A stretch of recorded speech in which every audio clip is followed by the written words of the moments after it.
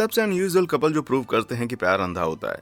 प्यार ये खूबसूरत हो सकता है, दिल दहलाने वाला हो सकता है और बहुत ही अजीब हो सकता है। एक भूत से शादी करने वाली महिला से लेकर एक आइडेंटिकल ट्विन से शादी करने वाले आइडेंटिकल ट्विंस तक, ये कहना सही है कि क्यूपिड का तीर कहीं भी हमला कर सकता है। तो चलिए अपना चॉकलेट्स का डब्बा उठाइए और लाइट्स को डिम कर दीजिए, क्योंकि हम कुछ ऐसे क्रेजीएस्ट कपल्स देखने जा रहे हैं जो इस बात को प्रूव करते हैं कि प्यार अंधा होता है।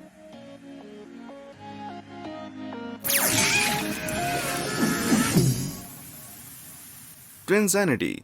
इस बात को कोई झुठला नहीं सकता कि आइडेंटिकल ट्विंस हद से ज्यादा सिमिलर दिखते हैं और इसकी वजह से कभी कभी वे एक दूसरे से अलग हैं, ऐसा बताने के लिए वो कुछ कर जाते हैं। हालांकि वर्जीनियन ट्विंस ब्रिटनी और ब्रियाना जीन के मामले में ये बिल्कुल भी सच नहीं है। ब्रिटनी और ब्रियाना ने अपना पूरा जीवन जितना हो सके उतना एक जैसे रहने की कोशिश में गुजारा है। उन्हें अपने ड्राइविंग लाइसेंस एक साथ मिले, वो एक साथ ग्रेजुएट हुए और हर दिन मैचिंग कपड़े पहनते हैं। ये लड़कियां एक दूसरे के इतने करीब हैं कि लंबे वक्त तक ये एक दूसरे के बॉयफ्रेंड से नाराज हो जाती थी, क्योंकि ये लोग ट्विन थिंग समझ ही नहीं पाते थे। असल में तो वे आइडेंटिकल ट्विंस के साथ रिलेशन चाहती थी, मगर वो तो इम्पॉसिबल ही होगा, है ना? गलत। ओहायो के ट्विंसबर्ग में 2017 में ट्विंस डेज फेस्टिवल के दौरान सब कुछ बदल गया। ये फेस्टिवल दुनिया में ट्विंस का बहुत बड़ा एनुअल गैदरिंग है और हर साल 30,000 मिलनसार सिबलिंग्स को आकर्षित करता है। ब्रिटनी और ब्रियाना 2011 से इसमें भाग ले रहे थे और 2017 में त्योहार के स्वागत समारोह में से एक में ब्रिटनी ने ऐसे जुड़वा भाइयों को देखा जिन्हें वो अनदेखा नहीं कर सकती थी। ब्रियाना की कलाई पकड़कर उसने दो डैशिंग आदमियों की ओर इशारा किया, मानो वे एक ही क्यूपिड के तीर से टकरा गए हों। दोनों बहनें पागल थीं। ट्विंस बात कर रहे थे और कुछ ही टाइम में दोनों भाइयों जोश और जेरेमी सेलियस ने महसूस किया कि उन्हें भी उन लड़कियों के लिए फीलिंग्स है। इतना कि त्योहार के बाद सेलियस ने उन्हें देखने के लिए टेनेसी से ट्रेवल किया। एक अद्भुत यात्रा और कई डेट्स के बाद जोश और जेरेमी ने प्रपोज करने का तैयार कर लिया था। वे भी हमेशा लड़कियों की तरह ही जुड़वा लड़कियों से शादी करना चाहते थे, इसलिए बिना समय बर्बाद किए सेलर्स भाइयों ने ब्रियाना और ब्रिटनी को वर्जीनिया के ट्विन लेक्स स्टेट पार्क में बुलाया। उसी स्थान पर उनकी पहली जॉइंट डेट थी। उन्होंने बहनों से कहा कि साइट पर एक वेडिंग मेन्यू है जो उन लोगों को एक एड में कास्ट करना चाहता है, इसलिए उन्हें मैचिंग ड्रेस पहननी चाहिए। उन्होंने उन्हें ये नहीं बताया कि वे वास्तव में उन्हें प्रपोज करेंगे और सेम टाइम पर दोनों को अंगूठियां पहनाएंगे। अगर आपको पता नहीं चला तो बता दूं कि दोनों सिस्टर्स ने प्रपोजल एक्सेप्ट किया। ब्रिटनी ने जोश का और ब्रियाना ने जेरेमी का, और उनके मिलने के ठीक एक साल के बाद उन चारों ने सबसे अजीब वेडिंग सेरेमनी एक साथ कर ली, जैसे कि मैंने आज तक कभी भी नहीं देखी थी। ये उस फेस्टिवल में हुई जहां सब शुरू हो चुका था, इसलिए वहां लगभग सभी ट्विंस थे। उनकी शादी ट्विन मिनिस्टर्स द्वारा करवाई गई। दुल्हन के कपड़े ट्विन ट्रेन पेयर्स द्वारा बनाए गए थे और ब्राइडमेड्स भी सभी जुड़वा बहनें थी। यार ऐसा लग रहा है कि ये जगह आइनों से भरी हुई है, लेकिन ये जुड़वा कहानी यहाँ पर खत्म नहीं होती। अपने खास दिन के बाद 4 न्यूलीवेड्स ने एक साथ एक घर खरीदा ताकि वे सभी एक ही छत के नीचे रह सकें। केवल एक चीज की कमी थी, बच्चे। लेकिन चिंता ना करें, 2021 में दोनों कपल्स ने एक दूसरे से सिर्फ 3 महीने के डिफरेंस पर एक बेटे को जन्म दिया और अपने विशाल आइडेंटिकल परिवार को पूरा किया। और जैसे कि ये सब काफी अजीब नहीं था, दोनों बच्चे कानूनी रूप से कजिन्स हैं, लेकिन वे जेनेटिक्स की वजह से, आपने ठीक अनुमान लगाया, जुड़वा लगते हैं। या टेक्निकल शब्द का उपयोग करें तो दोनों क्वाटरनरी ट्विंस हैं। ओह जीसस, ये ट्विनसेप्शन है भाई। तो आप इस असाधारण परिवार के बारे में क्या सोचते हैं? क्या उनकी प्रेम कहानी एक फेरी टेल जैसी सच होती लगती है, या एक ऐसा सपना जिससे आपका जागना मुश्किल हो जाएगा? नीचे कमेंट सेक्शन में आकर बताएं। लेकिन ऐसा करने से पहले मेक श्योर कि आपने उन लाइक और सब्सक्राइब बटन को हिट कर दिया है। इस तरह आप मेरा कोई भी अद्भुत नया कंटेंट फिर से कभी भी मिस नहीं करेंगे और मैं हमेशा आपके लिए नए आकर्षक वीडियोस अपलोड करता रहूंगा। ठीक है, कुछ और पागल जोड़ों के लिए तैयार है? चलिए जारी रखते हैं। एनामोड अनम। आप परफेक्ट पार्टनर में क्या ढूंढते हैं? इंडोनेशियाई खोयरुल अनम के लिए परफेक्ट पार्टनर वो है जो निष्पक्ष, आज्ञाकारी, प्यार करने वाला और खाना पकाने में अच्छा है। और अजीब बात यह है कि उसने इन सभी गुणों को एक भाग्यशाली व्यक्ति में पाया, या मुझे कहना चाहिए एक भाग्यशाली राइस कुकर में। जी हाँ, आपने सही सुना। अनम ने 2021 में एक मशीन खरीदी और अपनी परचेज से इतना इंप्रेस हो गए कि उन्होंने सच में इसके साथ शादी के बंधन में बंधने का फैसला किया। शादी के कागजात पर हस्ताक्षर किए गए, हाथ मिलाए गए और कुकर अपनी दुल्हन की शॉल में वास्तव में सुंदर लग रही थी। मेरा मतलब है, बस देखो कि अनम कितना खुश है। और इसमें कोई आश्चर्य नहीं है कि उसकी किस दुनिया की सबसे अच्छी किस हुई होगी। अफसोस की बात यह है कि इस विशेष प्रेम कहानी को शादी के 4 दिन बाद ही खत्म कर दिया गया। क्यों? खैर, अनम सिर्फ चावल खाने से बीमार हो गया था और उसने जल्दी से कुकर को तलाक दे दिया। प्यार के लिए अपने क्रूसेट को जारी रखने का अनम ने दृढ़ संकल्प किया था और अनम को जल्दी ही एक नया साथी मिल गया। और ठीक है, ये चावल भी नहीं बना सकता। हाँ, ये पूरी तरह से टेरिफाइंग लाइफ साइज्ड पुतला है। ये तो शुक्र है कि अनम वास्तव में इंडोनेशिया में एक छोटी सी हस्ती है जो कि प्रैंक्स पुल करने और उन्हें अपने फॉलोअर्स के लिए ऑनलाइन पोस्ट करने के लिए जानी जाती हैं। ठीक है, माना तो मेरा विश्वास फिर से थोड़ा सा रिस्टोर हो गया भाई। लव बाइट, प्रेम एक शक्तिशाली चीज है। एक बार जब ये आप पर हावी हो जाता है तो आप अपने दांतों को गहराई तक गाड़ देते हैं और गहराई तक जाने से कोई रोक भी नहीं पाता, बिल्कुल एक वैम्पायर की तरह, या लोगान और डेली साउथ की तरह, जो स्वघोषित राजा और vampire court of Austin Texas की रानी है। इस खौफनाक जोड़ी का कहना है कि उन्होंने वैम्पायर बनना नहीं चुना, बल्कि वैम्पायर जीन के साथ पैदा हुए थे। ओके, ये बहुत ही अजीब है, लेकिन ये वैम्पायर कोर्ट क्या है भाई? आप शायद यही सोच रहे होंगे। खैर, दंपति का कहना है कि रियल लाइफ के वैम्पायर डेमोक्रेटिक्स कोर्ट्स में तय किए गए कानूनों और परंपराओं को अपनाकर सेट रखते हैं और लोगान और डेली ऑस्टिन ब्रांच को लीड करते हैं। उनका दावा है कि अकेले अमेरिका में उनके जैसे 50,000 अन्य वैम्पायर्स हैं और ये वैम्पायर कम्युनिटी राज्यों के हर बड़े शहर में मौजूद है। लेकिन इससे पहले कि आप बाहर निकलें और लहसुन और लकड़ी के ढेरों का भार खरीदें, लोगान और डेली के साथ जो वैम्पायर्स हैं वे उस तरह के नहीं हैं जो लोगों की गर्दन से खून चूसते हैं। अरे नहीं, ये सब तो वो कर सकते हैं, इसके बजाय वे अपनी भूख मिटाने के लिए अल्टरनेट तरीकों का उपयोग करते हैं। 2019 में वापस लोगान और डेली अपनी डोनर गर्लफ्रेंड इलोना की उंगली को एक लेसन के साथ काटकर अपना इनटेक लेते थे, उसी डिवाइस से जो डायबिटिक्स यूज करते हैं। ठीक है, ये उनके दांतों की तुलना में ज्यादा स्वच्छ है ना? डरावनी फिल्मों में वैम्पायर्स के विपरीत लोगान और डेली स्ट्रिक्टली कंसेंशुअल बेसिस पर काम करते थे, केवल इच्छुक वॉलंटियर्स पर फीड करते हैं। इसलिए यदि आप एक जीवित बैटरी बनना चाहते हैं तो उन्हें बुला लें। लेकिन एक मिनट रुकिए, क्या वैम्पायर में रिफ्लेक्शंस की कमी नहीं होनी चाहिए? फिर भी ये अभी भी ट्वाइलाइट से बेहतर प्रेम कहानी है मेरे भाई।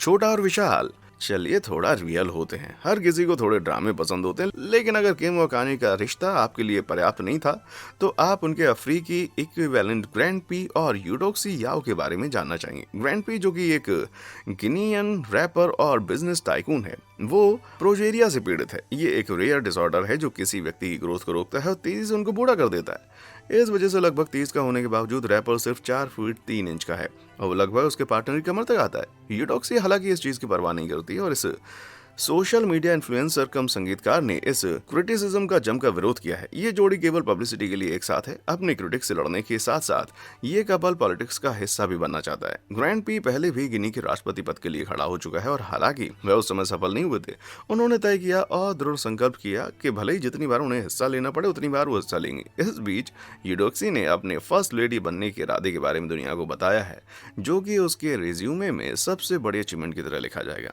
जिसमें पहले स्थान पर उसकी सबसे बड़ी बूटी आती है। परिणाम जो भी हो, उनका इतना लंबा चलने वाला रिलेशनशिप ये बताता है कि प्यार सभी शेप्स और साइजेस में आ जाता है भाई।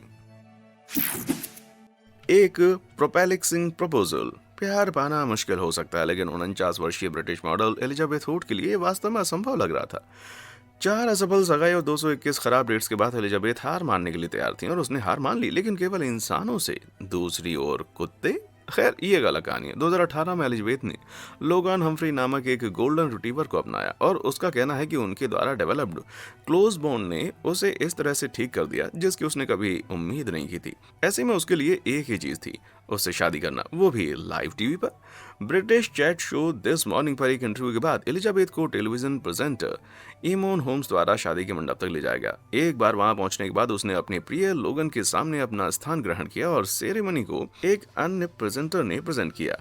एलिजाबेथ ने अपने वाउस कहे और लोगान, ठीक है, मुझे यकीन है कि अगर वो बोल पाता तो जरूर कुछ बोलता। एक अंगूठी के बदले कुत्ते को अपना विशेष वेडिंग ब्रेसलेट भी मिला और ऑफ कोर्स डील को सील करने के लिए एक किस भी। शादी को कानूनी रूप से मान्यता नहीं दी गई थी, लेकिन एलिजाबेथ और लोगान का वास्तव में इस बात से कोई फर्क नहीं पड़ता। वो 2 पूंछों वाले कुत्ते की तरह खुश है भाई।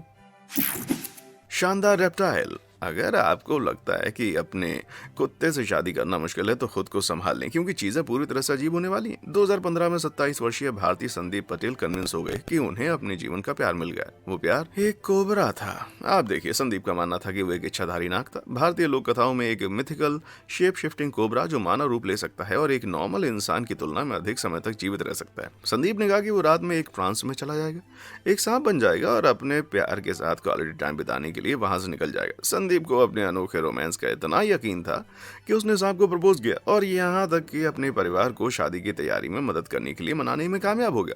उन्होंने इवेंट को एडवर्टाइज करने के लिए फ्लायर्स बांटे और 2 हफ्ते के अंदर लगभग 15,000 उत्सुक मेहमानों ने भाग लेने के लिए कमिट कर दिया। बड़ा दिन आ गया और बड़वापुर के रिमोट गांव के एक मंदिर में समारोह शुरू हुआ। एक हिंदू पंडित के सामने सांप और आदमी एक दूसरे के सामने बैठे थे और पुजारी ने सेरेमनी शुरू की। हालांकि कार्रवाई के बीच में सब गड़बड़ हो गया। अचानक जैसे संदीप अपनी कोबरा दुल्हन से शादी करने के लिए तैयार हुआ, पुलिस ने मंदिर के दरवाजे तोड़ दिए। पुजारी तुरंत वहां से हट गया और कुछ सेकंड के अंदर संदीप और उसके पिता दोनों को पकड़ लिया गया और गिरफ्तार कर लिया गया। इस बात से नाराज कि उनका शो बर्बाद हो गया था। हजारों मेहमानों ने हंगामा करना शुरू किया और पुलिस को उन्हें भगाने में पूरे 6 घंटे लग गए। तो सांप का क्या हुआ? खैर, ये पता चलता है कि संदीप वास्तव में एक आकार बदलने वाला सांप नहीं है, लेकिन दुर्भाग्य से मेंटली अनस्टेबल है। उसका कुछ समय पहले एक साइकियाट्रिक इंस्टीट्यूट में इलाज किया गया और इसलिए वो अथॉरिटीज के वॉच लिस्ट में था। इस तरह जब उन्होंने शादी के बारे में सुना तो उन्होंने कार्रवाई करने की जल्दी की। सौभाग्य से संदीप के लिए उसे रियासत से रिहा करने और एक रिश्तेदार के घर भेजने में ज्यादा समय नहीं लगा, लेकिन उसने हिस्ट्री में दर्ज होने वाली एक कहानी जरूर लिख दी भाई।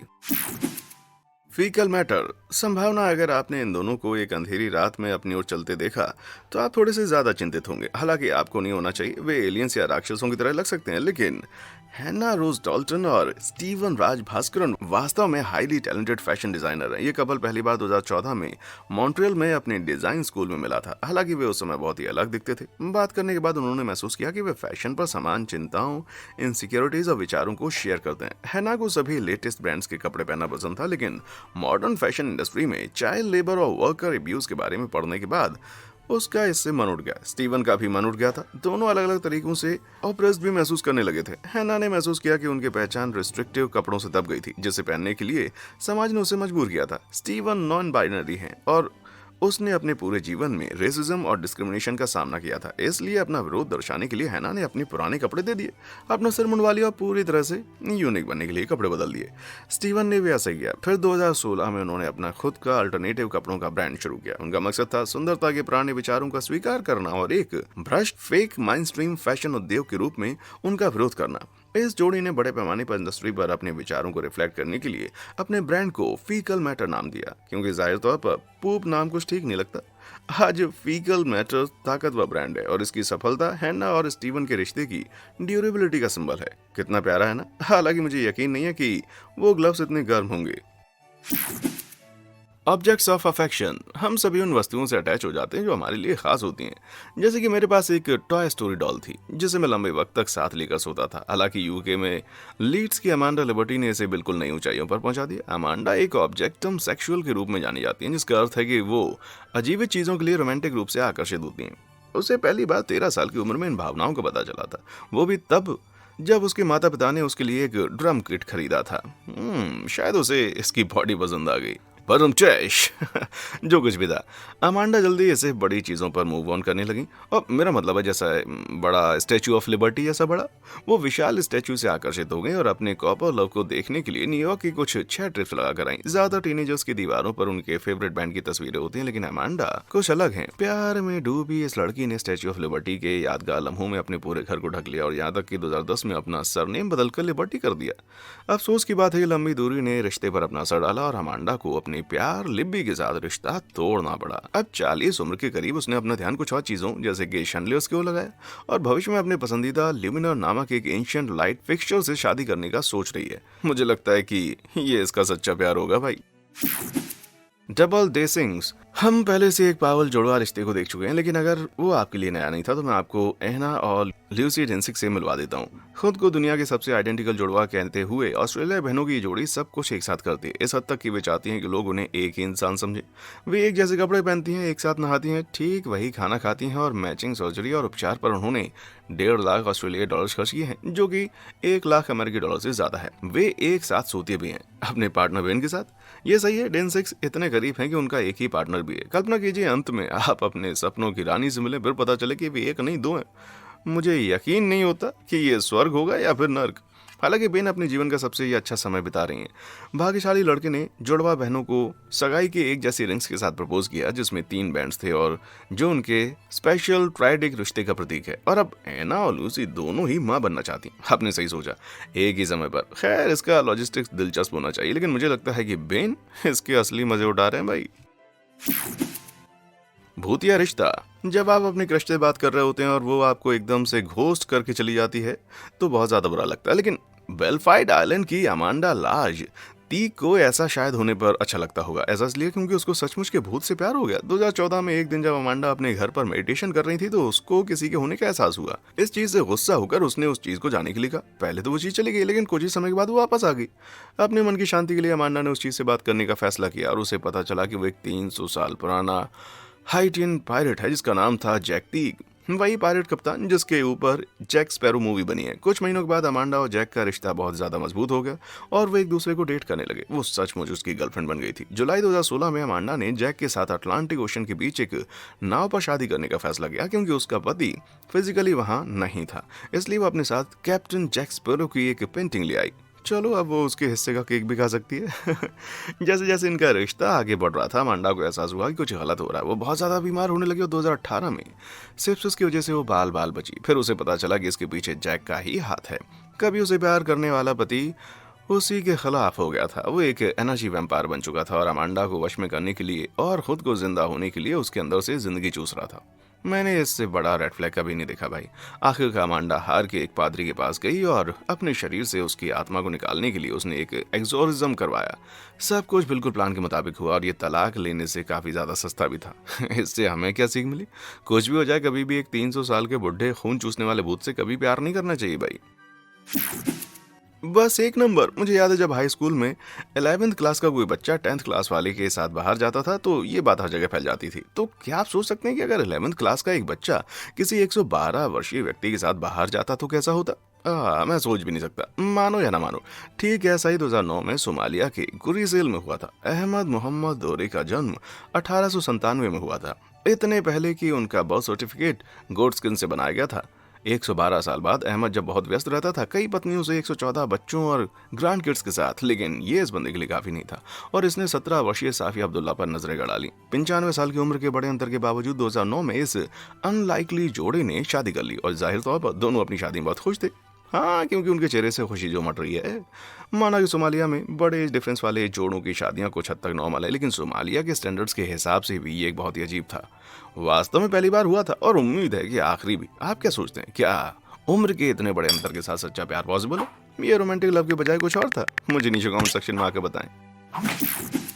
सच धज के रिश्ते मैसी और कॉम्प्लिकेटेड हो सकते हैं, ठीक इंसानों की तरह। सॉल्यूशन इसके बजाय एक नकली इंसान के साथ इन्वॉल्व होना चाहिए, या कम से कम ऐसा जी तियान रोंग का मानना है, जो कि एक 37 वर्षीय व्यक्ति है जो हांगकांग में अपने माता पिता के साथ रहती है। सही बताऊं तो उसके माता पिता और एक सदस्य मोची नाम की एक इंसान जितनी सिलिकॉन डॉल। जी ने पहली बार डॉल के लिए अपनी फीलिंग्स को डिस्कवर किया जब उन्होंने 2011 में एक स्टोर में एक डॉल को देखा, लेकिन उनके पास इसे खरीदने के लिए कैश नहीं था। सीधे 2019 में चलते हैं और जी को अपनी किस्मत पर विश्वास नहीं हुआ। जब उसे एक परफेक्ट डॉल ऑनलाइन इतने सस्ते मिली, उन्होंने तुरंत ऑर्डर कर दिया। अब जी और मोची प्रैक्टिकली कमाल के हैं। प्यार में पागल हांगकांग निवासी मोची को हर दिन अपने बिस्तर के पास एक कुर्सी पर बैठता है और बड़े प्यार से उसका पेडिक्योर करता है, लेकिन वो अकेले फुट केयर रूटीन के जरिए पुतले के लिए अपना प्यार नहीं दिखाता। अरे नहीं, वो उसे बहुत बढ़िया खाना खिलाने के लिए भी बाहर ले जाता है और उसके साथ गेम्स खेलता है और उसे महंगे कपड़े तोहफे देता है। लकी लेडी के पास अब 20 से ज्यादा डिफरेंट आउटफिट्स, 10 जोड़ी जूते और सबसे बढ़िया एक बिल्कुल नया आईफोन है। जब एक गुड़िया के पास आपसे बेहतर फोन है तो ये आपके जीवन को रीवैल्यूएट करने का समय है मेरे भाई। जी के लिए सब कुछ परफेक्ट है। मोची कभी भी अपने किसी भी गिफ्ट से अनसेटिस्फाइड नहीं होती और ये साफ है कि वह उनकी पिछली गर्लफ्रेंड की तुलना में बेहतर लिसनर है। मुझे नहीं लगता कि वो बातचीत में ज्यादा कुछ बोलती होगी, लेकिन मैं कौन होता हूँ जज करने वाला। असल में जी अपनी डॉल रानी के लिए इतना पागल है कि उसने अगस्त 2021 में उससे शादी कर ली और उनका एक बच्चा भी है। उन्होंने एक साथ एक बेबी डॉल खरीदी। ठीक है, ऑन सेकंड थॉट मैं जज कर रहा हूँ, लेकिन कम से कम जब वे बाहर जाते हैं तो उन्हें बेबी सिटर रखने की जरूरत नहीं होती। खतरनाक परिवार। आपके साथ हमेशा सब कुछ अच्छा हो ऐसा नहीं हो सकता है ना। उठा के जो दरगार का तो यही मानना है। जो ने एक नहीं, दो नहीं, बल्कि 3 महिलाओं के साथ शादी की है। और क्या आप क्रेजी वाले हिस्से के लिए तैयार है? वे सभी रिलेटेड है। ये सही है। जुड़वा बहनें विकी और वेलेरी दोनों एक ही आदमी से प्यार करती हैं, जिसे उनकी कजिन अलीना भी प्यार करती है। तो फिर इसका क्या मतलब हुआ? खैर, इस परिवार को हम मॉर्मन कहते हैं और ये लोग प्यूरल मैरिजेस में विश्वास करते हैं, यानी ऐसी शादी जिसमें कई पार्टनर शामिल हैं। जो ने पहले टीनेज में ही विकी और अलीना को डेट करना शुरू कर दिया था। 1990 में तीनों ने एक साथ मॉर्मन मैरिज सेरेमनी से शादी की। हालांकि क्योंकि यूटा स्टेट पॉलीगैमस शादी को कानूनी रूप से मान्यता नहीं देता, अगले दिन जो ने कानूनी रूप से अलीना से फिर से शादी की। विकी ने गवाह के रूप में काम किया और जो के साथ इक्वली कमिटेड है। ये थ्रीसिस कुछ समय तक इसी तरह से यूं ही चलता रहा। कुछ साल बाद विकी ने सुझाव दिया कि जो उनकी ट्विन सिस्टर से शादी कर ले, जो अभी अभी तलाक से बाहर आई है, जो पहली बार ट्विंस के साथ रिश्ते में होने के विचार से बहुत ही अजीब फील कर रहा था, लेकिन इसलिए नहीं कि उसे क्विंसन्स को डेट करना अजीब लगा। अंत में हालांकि वो मान गया और 2010 में उसने वैलेरी से भी शादी कर ली। अब वे सभी एक ही छत के नीचे अपने 25 बच्चों के साथ एक साथ रहते हैं। ऐसा लगता है कि जो सच में बहुत बिजी रहने लगा। विकी, वैलेरी और अलीना के पास अलग अलग बेडरूम है और उनका पति तीनों कमरे में एक रात छोड़कर गुजारता है। क्या ये किसी बीवी को परेशान करता है? बिल्कुल नहीं, लेकिन मैं आसपास के कमरों में सोने वाले बच्चों में से किसी की जगह लेना नहीं चाहूंगा। फिलहाल हमारे पास इन लोगों के बारे में बात करने के लिए बस इतना ही समय था। क्या आप किसी ऐसे व्यक्ति को जानते हैं जिसके पास इन लोगों से भी ज्यादा क्रेजी लव स्टोरी है? मुझे नीचे कमेंट सेक्शन में आकर बताओ। और देखने के लिए शुक्रिया।